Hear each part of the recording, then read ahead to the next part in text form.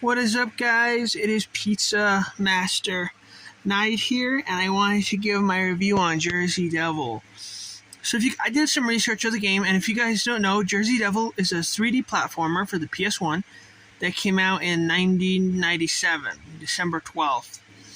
And it's a 3D platformer that is centered around this character, Jersey Devil, which is like a little like Tasmanian devil, or like an otter-like creature, I guess you could say.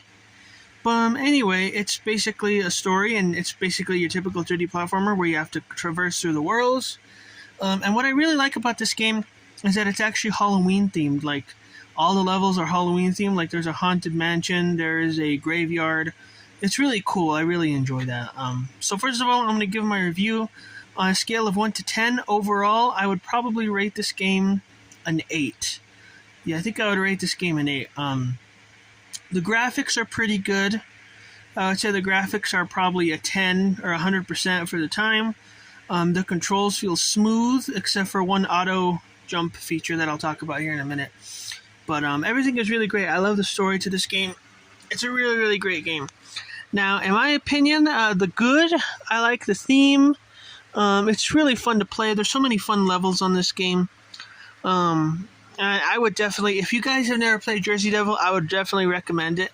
It only takes up 1 block on your PlayStation memory card. So the difficulty of this game, I would say, it's definitely a difficulty curve. It starts out moderate, but then it ends up being hard. It's not impossible, though. It is pretty hard. The good thing about this game is that it gives out a lot of free lives. So you will die a lot if you're inexperienced like me. Because I don't play that many difficult video games, but if you're inexperienced, if you're a beginner to video games, I would not recommend this game right away. I would recommend playing more to Chicken first, just to get the feel of a 3D platformer, and maybe some other easy 3D platformers like Shrek Treasure Hunt, Animorphs Shattered Reality, and then once you guys beat those, then I would recommend definitely playing this game.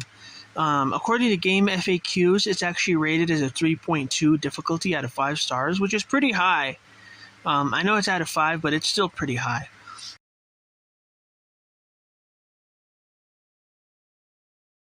Oh yeah, so now the bad of this game. The bad of this game, there's a few things I did not like about this game. First of all, there are tons of bats that come out after you. And now the bats aren't really hard to kill. It's just that I died more to bats than anything else in this game. I definitely could have done without the bats. If they ever remaster Jersey Devil, either take away the bats or put a mode in there, like an easy mode that turns off all the bats. Because what they do is they sneak up on you, and then they basically hit you, and they can push you off. And there's not that many checkpoints in this game, so when you die, you have to start all the way back from your last checkpoint, and usually it's a long way. But I definitely could have done without the bats. And there's a couple of other things that I could have done without. There's this feature where, like, if you leave your character idle for too long, it'll start doing this like weird like dance thing, like handstand. And it's honestly a pretty cool animation. Like, it's a pretty cool idea, but it slows your character down by like a fraction of a second. And even though it's only a fraction of a second, it's enough to notice. Like, if you're timing a jump perfectly, it'll slow you down and you'll end up missing the jump. And it also has this auto jump where, like, if you come up to something that you're supposed to jump and you get too close, it'll just jump for you. And even though that is a cool feature, I don't know if it was intended or if it's a glitch, but whatever it is, you will die to that sometimes. But other than those 3 things, it's honestly a pretty fun game. The bats were definitely my biggest complaint of this game. The only level that I really had difficulty with was a level called Amazing Boxes, which I'll play for you whenever I'm done explaining. But it's this like maze, which is really difficult to get through, and then the level drags on and on and on, and it's really, really hard.